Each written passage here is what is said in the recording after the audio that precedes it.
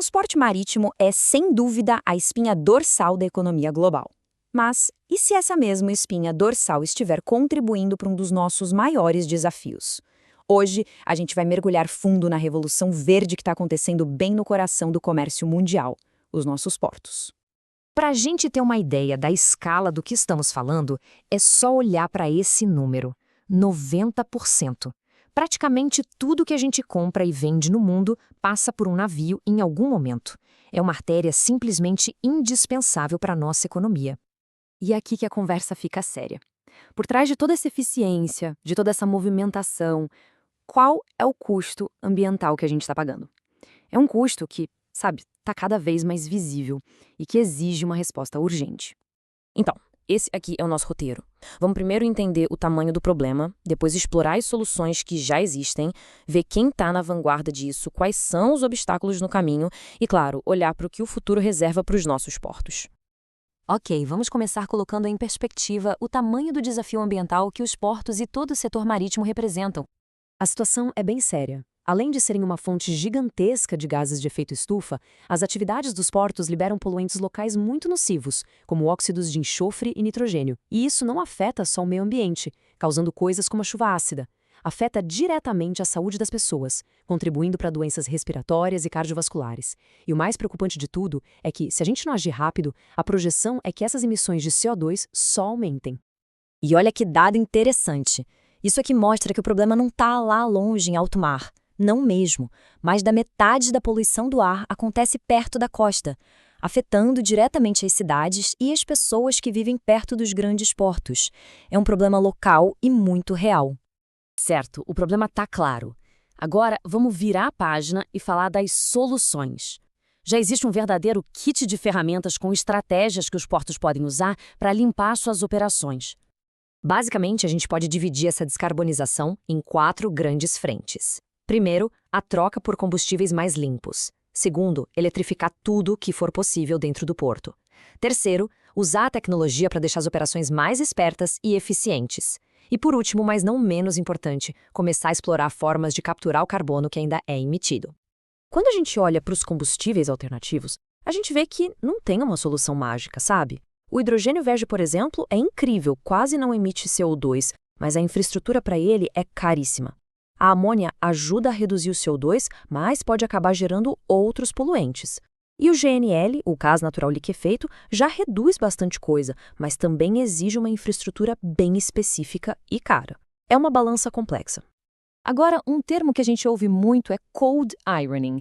A ideia é simples, mas o impacto é enorme. Em vez de o navio ficar com o motor ligado no porto, queimando diesel para manter tudo funcionando, ele simplesmente se conecta na tomada, na rede elétrica da cidade. O resultado, uma queda brutal na poluição do ar, bem ali, no local. E claro, não dá para esquecer da tecnologia. Ferramentas como inteligência artificial e blockchain estão fazendo uma verdadeira revolução silenciosa nos portos. Elas ajudam a otimizar tudo, desde a hora que o navio chega até o movimento dos guindastes. Menos tempo de espera significa menos combustível queimado e, claro, menos emissões. Bom, tudo isso é muito bonito na teoria, né? Mas como é que funciona na prática? Vamos dar uma olhada agora em alguns exemplos de portos que já estão na linha de frente dessa transformação. Nossa primeira parada é no Reino Unido, para conhecer o Porto de Tyne, um verdadeiro exemplo de digitalização. O projeto deles, o Clean Tyne, é fantástico. Eles criaram uma plataforma digital que gerencia tudo em tempo real. Ao otimizar o uso de guindastes, de veículos elétricos, eles conseguiram uma coisa impressionante: reduzir os custos de energia em até 45%. É a prova de que ser mais verde também pode significar ser mais eficiente e mais barato. Agora, cruzando o Atlântico, a gente chega nos Estados Unidos, nos portos vizinhos de Los Angeles e Long Beach. Eles são pioneiros principalmente na parte de eletrificação. Esses 2 gigantes americanos estão atacando o problema por todos os lados. Eles foram dos primeiros a adotar o cold ironing em larga escala, estão investindo pesado para eletrificar seus equipamentos e, além disso, já estão se posicionando como um polo para o desenvolvimento de combustíveis do futuro, como o metanol renovável. Nossa viagem agora nos leva para a Alemanha, para o porto de Brunsbüttel. A estratégia deles é um pouco diferente. Eles querem ser líderes na cadeia de suprimentos de um combustível alternativo fundamental: O que Brunsbüttel está fazendo é muito inteligente. Ele está se tornando o grande centro de importação e distribuição de amônia, que é um combustível super promissor. Ao fazer isso, o porto não está só se descarbonizando, ele está viabilizando a transição para dezenas de outros portos na região. É um efeito dominó positivo. Mas é claro que essa transição não é um mar de rosas.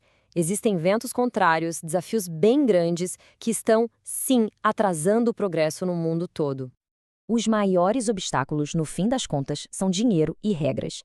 A tecnologia verde exige um investimento inicial altíssimo, o que é inviável para muitos portos.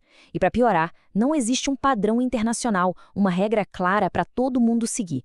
Isso cria um cenário confuso para as empresas e leva a um risco real, o da fuga de investimentos. Ou seja, as empresas simplesmente desviarem para portos com regras ambientais mais frouxas, o que acaba sabotando todo o esforço.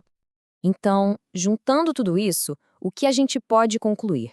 Vamos dar uma olhada no que a análise geral das pesquisas nos diz sobre o estado atual da descarbonização nos portos.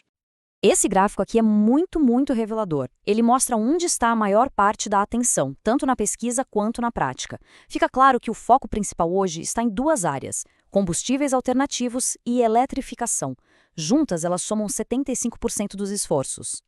E aqui está o ponto-chave. Enquanto todo mundo olha para combustíveis e eletrificação, o potencial gigantesco das ferramentas digitais e da captura de carbono ainda está sendo muito pouco explorado.